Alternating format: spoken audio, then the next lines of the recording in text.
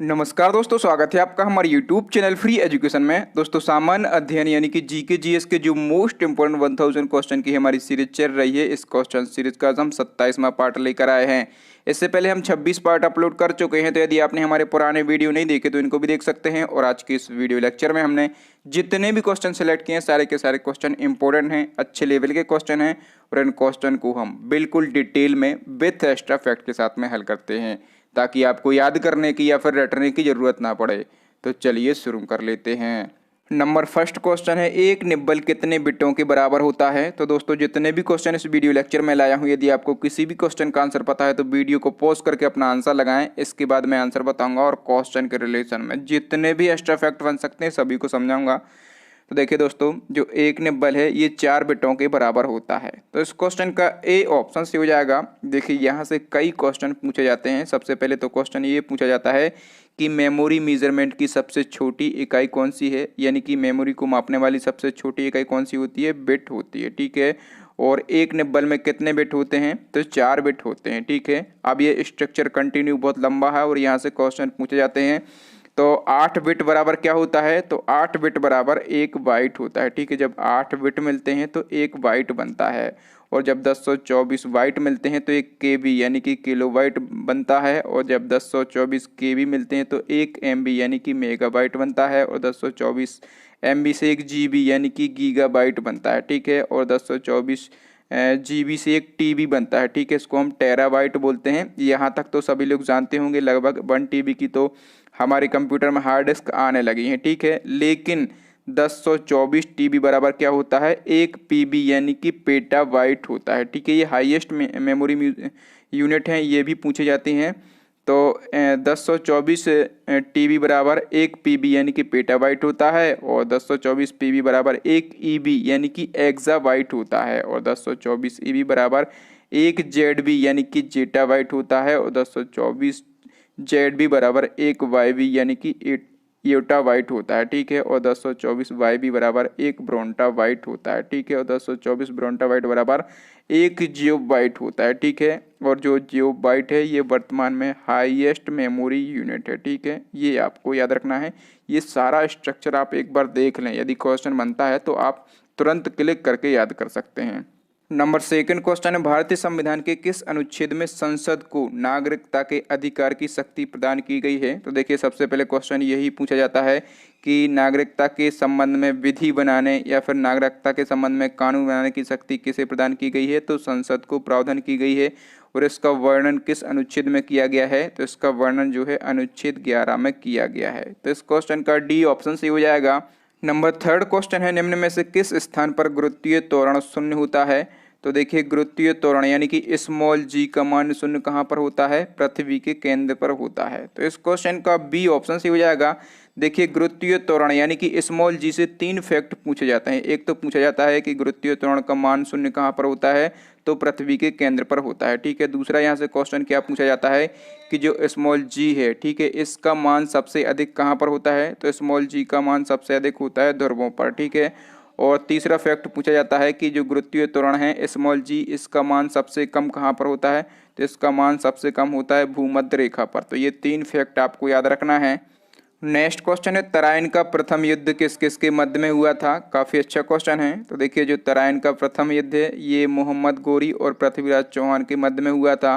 तो इस क्वेश्चन का ए ऑप्शन सही हो जाएगा। और ये तराइन का प्रथम युद्ध कब हुआ था, तो 1191 में हुआ था और इसमें जो है पृथ्वीराज चौहान की जीत हो गई थी और मोहम्मद गोरी यहाँ पर हार गया था। ठीक है। और यदि हम बात करें कि तराइन का द्वितीय युद्ध कब हुआ था, तो तराइन का द्वितीय युद्ध जो है ये हुआ था 1192 में। ठीक है। 1192 में हुआ था और किस किस के मध्य में हुआ था, तो मोहम्मद गोरी और पृथ्वीराज चौहान के बीच में ही हुआ था और इसमें पृथ्वीराज चौहान की हार हो गई थी और मोहम्मद गोरी की जीत हो गई थी। नेक्स्ट क्वेश्चन है, 1857 का विद्रोह भारत के किस हिस्से में हुआ था। तो देखिए, जो 1857 की क्रांति है या फिर 1857 का विद्रोह है ये उत्तर भारत और मध्य भारत में हुआ था। तो इस क्वेश्चन का सी ऑप्शन से हो जाएगा उपयुक्त दोनों। देखिए, जो 1857 की क्रांति है इसका फैलाव दक्षिण भारत में बिल्कुल भी देखने को नहीं मिला। ठीक है। भारत का जो दक्षिण का हिस्सा था इसमें 1857 की क्रांति का जो प्रभाव है ये बिल्कुल भी देखने को नहीं मिला। तो 1857 की क्रांति की असफलता के बहुत सारे कारण बनते हैं, ठीक है। और उन कारणों में से एक कारण ये भी था कि जो 1857 की क्रांति थी इसका फैलाव सीमित एरिया में था। नेक्स्ट क्वेश्चन देख लेते हैं। नंबर 6 क्वेश्चन है, मिस यूनिवर्स अवार्ड जीतने वाली पहली भारतीय महिला कौन थी? तो मिस यूनिवर्स अवार्ड जीतने वाली पहली भारतीय महिला थी सुष्मिता सेन। तो इस क्वेश्चन का डी ऑप्शन सही हो जाएगा। और उन्होंने ये मिस अवार्ड कब जीता था? तो इन्होंने ये मिस अवार्ड जीता था 1994 में। नेक्स्ट क्वेश्चन है, पृथ्वी अपने अक्ष पर किस दिशा में घूमती है? तो देखिए पृथ्वी जो है ये अपने अक्ष पर पश्चिम से पूर्व की ओर घूमती है। तो इस क्वेश्चन का ए ऑप्शन सही हो जाएगा।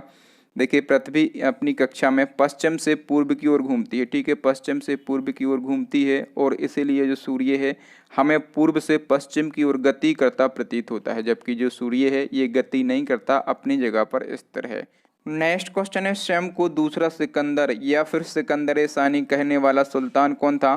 तो देखिए ये क्वेश्चन पूछा जाता है, तो स्वयं को दूसरा सिकंदर, ठीक है, स्वयं को दूसरा सिकंदर या फिर सिकंदर सानी या फिर दूसरा अलेक्जेंडर, ठीक है, किसी भी नाम से पूछ लेता है, या फिर दूसरा अलेक्जेंडर कहने वाला सुल्तान था अलाउद्दीन खिलजी। तो इस क्वेश्चन का डी ऑप्शन से हो जाएगा। जो अलाउद्दीन खिलजी है ये खिलजी वंश का दूसरा शासक था। नेक्स्ट क्वेश्चन देख लेते हैं। नंबर 9 क्वेश्चन है, क्रिकेट में प्रत्येक स्टंप की लंबाई क्या होती है? तो ये क्वेश्चन जो है प्रीवियस रेलवे के एग्जाम में पूछा गया था। तो देखिए जो क्रिकेट के स्टंप होते हैं, ठीक है, इनकी लंबाई कितनी होती है? इनकी लंबाई होती है 28 इंच, ठीक है। यदि हम इंच में बात करें तो इनकी लंबाई कितनी होती है? 28 इंच होती है, ठीक है। और यदि सेंटीमीटर में पूछा जाए तो सेंटीमीटर में इनकी लंबाई कितनी होती है? तो 71 सेंटीमीटर, ठीक है, 71 सेंटीमीटर जो है इनकी हाइट होती है। नेक्स्ट क्वेश्चन है, निम्न में से कौन भारत में गरीबी रेखा का निर्धारण करता है? तो भारत में गरीबी रेखा का निर्धारण करता है नीति आयोग। तो इस क्वेश्चन का डी ऑप्शन ही हो जाएगा। बात यहाँ पर नीति आयोग की हुई है, तो नीति आयोग का गठन कब किया गया था? 1 जनवरी 2015 को, ठीक है। और जो तत्कालीन प्रधानमंत्री होते हैं वो नीति आयोग के अध्यक्ष होते हैं। और जो नीति आयोग है इसको भारत सरकार का थिंक टैंक कहा जाता है। नेक्स्ट क्वेश्चन देख लेते हैं। नंबर 11 क्वेश्चन है, गंगा एवं ब्रह्मपुत्र की संयुक्त जलधारा किस नाम से जानी जाती है? तो गंगा और ब्रह्मपुत्र की संयुक्त जलधारा जो है मेघना नाम से जानी जाती है। नेक्स्ट क्वेश्चन देख लेते हैं। नंबर 12 क्वेश्चन है, डोंगरी भाषा भारत के किस राज्य क्षेत्र में बोली जाती है? तो जो डोंगरी भाषा है ये भारत के जम्मू और कश्मीर प्रांत में बोली जाती है। तो इस क्वेश्चन का ए ऑप्शन से हो जाएगा। देखिए मैं आपको बता दूं कि जो डोंगरी भाषा है इसको 8वीं अनुसूची में कब शामिल किया गया था?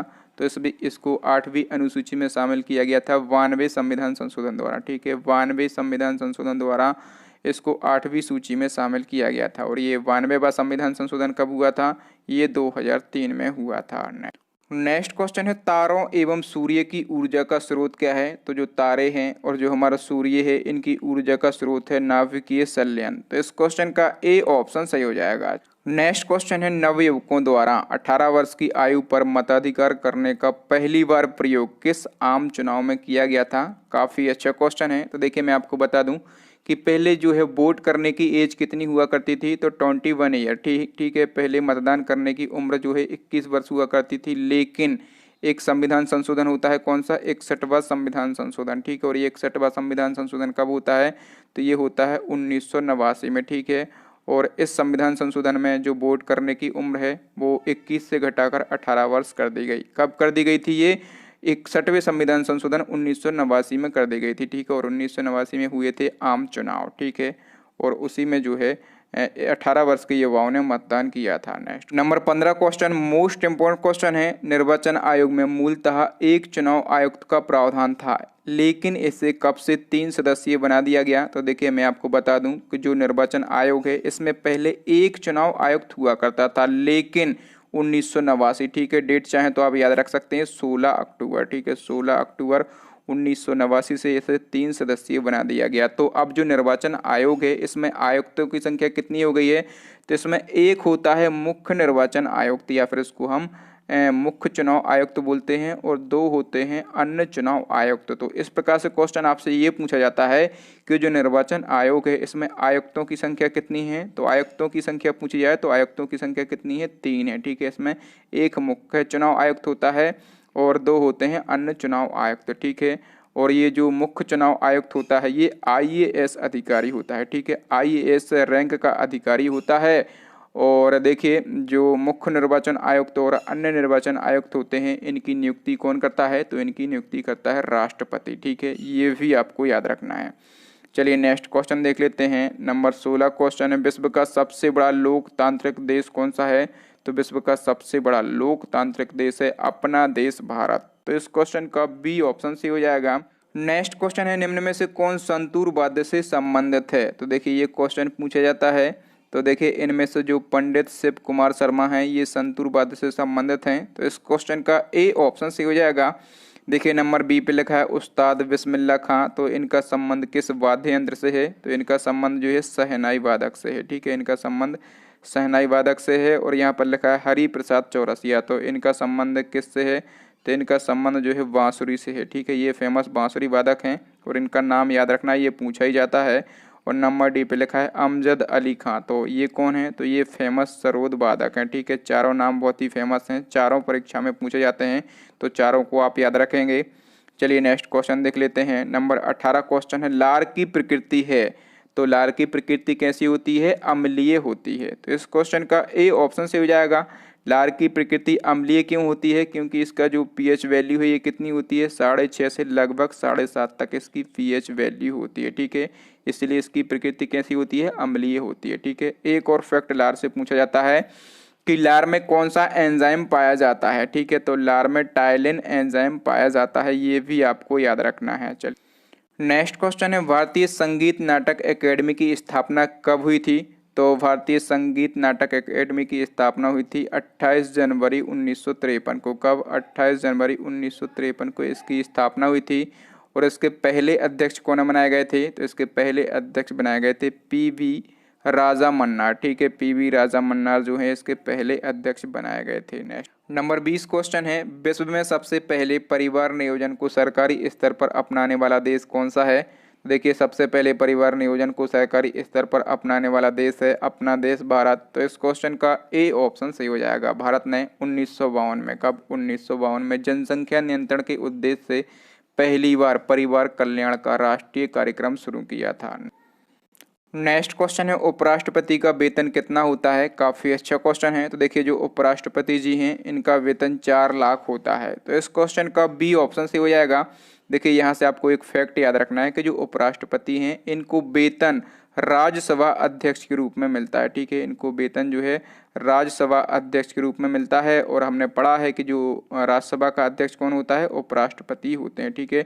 तो याद रखना है इनको उपराष्ट्रपति के पद का वेतन नहीं मिलता, इनको राज्यसभा अध्यक्ष के पद का वेतन मिलता है, ठीक है। और यदि हम बात करें यहाँ पर कि जो राष्ट्रपति जी हैं इनका वेतन कितना होता है, तो राष्ट्रपति का वेतन होता है 5 लाख, ठीक है। और यदि हम बात करें कि 3.5 लाख किसका वेतन होता है, तो जो राज्यों के राज्यपाल हैं इनका वेतन कितना होता है, 3.5 लाख होता है, ठीक है। और 2,80,000 वेतन किसका होता है, तो सुप्रीम कोर्ट के चीफ जस्टिस, ठीक है, जो सुप्रीम कोर्ट के चीफ जस्टिस हैं इनका वेतन होता है 2,80,000, ठीक है। नई वेतन लिस्ट है उसको एक बार ज़रूर देख लें क्योंकि बहुत सारे लोगों के जो वेतन हैं वो चेंज हुए हैं, ठीक है, और ये अप टू डेट है तो इसको याद रख लें। नेक्स्ट क्वेश्चन है, जीवन की मूलभूत इकाई किसे कहा जाता है, तो जीवन की मूलभूत इकाई कहा जाता है कोशिका को। तो इस क्वेश्चन का ए ऑप्शन सही हो जाएगा। अब कोशिका की खोज किसने की थी ये भी तो पूछा जाएगा। कोशिका की खोज की थी रॉबर्ट हुक ने, कब की थी, 1665 में की थी। और एक और क्वेश्चन पूछा जाता है, कोशिका सिद्धांत किसने दिया था, तो स्लाइडेन एवं स्वान नामक 2 वैज्ञानिक थे, इन्होंने कोशिका सिद्धांत दिया था। देखिए लोग बार बार पूछते हैं कितने बजे आना है सुबह, तो सुबह 7 बजे आना है, ठीक है, सुबह 7 बजे आना है। और कुछ बच्चे अगर नहीं आ पाते तो यूट्यूब पर फ्री एजुकेशन, अपने चैनल का नाम है फ्री एजुकेशन, सर्च करेंगे और बाद में भी वीडियो देख सकते हैं। नेक्स्ट क्वेश्चन है, इनमें से कौन सा कंप्यूटर का गुण नहीं है, तो देखिए इनमें से जो बुद्धिहीन है, ठीक है, इन 4 में से गोपनीयता, विविधता और जल्दी निर्णय लेना ये कंप्यूटर के गुण हैं। लेकिन जो बुद्धिहीन है ये कंप्यूटर का गुण नहीं है, कंप्यूटर का दोष है, क्योंकि कंप्यूटर के पास स्वयं की सोचने की शक्ति नहीं होती है। नेक्स्ट क्वेश्चन है, भारत में सर्वाधिक बॉक्साइट का उत्पादन किस राज्य द्वारा किया जाता है, तो सबसे ज़्यादा बॉक्साइट का उत्पादन कहाँ पर होता है, झारखंड में होता है। तो इस क्वेश्चन का बी ऑप्शन से हो जाएगा। यहाँ पर हम बात करें यदि झारखंड की, तो झारखंड की राजधानी क्या है, रांची जो है ये झारखंड की राजधानी है। और देखिए झारखंड में एक खदान है, ठीक है, ये खदान पूछी जाती है तो जादूगोड़ा खदान, ठीक है, जादूगोड़ा खदान कहाँ पर है, तो ये झारखंड में है, ठीक है, और झारखंड के सिंहभूमि जिले में स्थित है। और ये जो जादूगोड़ा खदान है ना, ये यूरेनियम की खदान है, ठीक है, किस चीज़ की खदान है, ये यूरेनियम की खदान है। नंबर 25 क्वेश्चन है, किस प्रोटीन की मौजूदगी के कारण शरीर के भीतर रक्त का थक्का नहीं जमता। काफ़ी अच्छा क्वेश्चन है। तो देखिए आप लोगों को पता है कि हमारी बॉडी में ब्लड का सर्कुलेशन कंटिन्यू चल रहा है, ठीक है, नसों में, हमारी रगों में रक्त दौड़ रहा है, ठीक है। तो देखिए हमारे शरीर की नसों में रक्त क्यों नहीं जम जाता, कभी आपने सोचा है? क्योंकि हमारे शरीर में जो है हेपेरिन नाम का एक प्रोटीन होता है, ठीक है, और ये प्रोटीन जो है शरीर के अंदर नसों में रक्त को जमने नहीं देता, ठीक है। ये फैक्ट मोस्ट इंपॉर्टेंट है, आपको याद रखना है। देखिए कई बार होता क्या है कि हमें चोट लग जाती है, ठीक है, चोट लग जाती है ना, तो हम कहते हैं कि रक्त का थक्का जो है शरीर के अंदर ही जम गया, ठीक है, जिसको हम नॉर्मली ये काला काला पड़ जाता है, तो हम क्या बोलते हैं कि रक्त का थक्का शरीर के अंदर ही जम गया, ठीक है। तो यदि कोई ऐसी कंडीशन आ जाती है तो हमें हेपेरिन की गोलियां दी जाती हैं, इस प्रोटीन की गोलियां दी जाती हैं। यदि वो गोलियों से वो थक्का टूटता है तब तो ठीक है, अदरवाइज इसके इंजेक्शन दिए जाते हैं, या फिर इंजेक्शन से ठीक नहीं होता है तो फिर ऑपरेशन से वो रक्त का थक्का निकाला जाता है। तो ये मोस्ट इंपॉर्टेंट फैक्ट है, इसको आप याद रखेंगे। तो दोस्तों आज के लिए इतना ही। अब नेक्स्ट एंड लास्ट क्वेश्चन है आपके लिए, चैलेंजिंग क्वेश्चन है जो कि हम पूछते हैं हमारे प्रीवियस वीडियो से। इसका आंसर आपको कमेंट करके देना है, निम्न में से किस राज्य की राजभाषा अंग्रेजी है, ठीक है, आपको इसका आंसर बताना है। और यदि आप चाहें तो इस क्वेश्चन के बारे में डिटेल भी लिख सकते हैं। तो थैंक यू दोस्तों, वीडियो देखने के लिए बहुत बहुत धन्यवाद। आपको वीडियो कैसा लगा हमें ईमानदारी से कमेंट करके ज़रूर बताएं, और इस वीडियो को लाइक करें, और कम से कम अपने 5 दोस्तों के साथ इस वीडियो को शेयर करें। और हमारे चैनल को सब्सक्राइब करने के साथ साथ बेल आइकन जरूर दबा लें। बेल आइकन दबाने से क्या होगा कि जब भी मैं कोई नया और लेटेस्ट वीडियो डालूंगा तो उसका नोटिफिकेशन सबसे पहले आपको मिल जाएगा। और दोस्तों इसी प्रकार के हम 26 वीडियो बना चुके हैं, जो हमारी 1000 क्वेश्चन की जीएस की सीरीज चल रही है, इसके 26 पार्ट हम बना चुके हैं। तो यदि आपने हमारे पुराने वीडियो नहीं देखे तो इनको भी देख सकते हैं, कैसे प्लेलिस्ट को विजिट करके। प्लेलिस्ट की लिंक आपको यहाँ पर आई बटन में मिलेगी, या फिर नीचे डिस्क्रिप्शन में मिलेगी, या फिर अभी आपको स्क्रीन पर 3 महत्वपूर्ण वीडियो देख रहे होंगे, इनको देख लें। थैंक यू दोस्तों, मिलते हैं अगले वीडियो में, तब तक के लिए जय हिंद, जय भारत, वंदे मातरम, भारत माता की।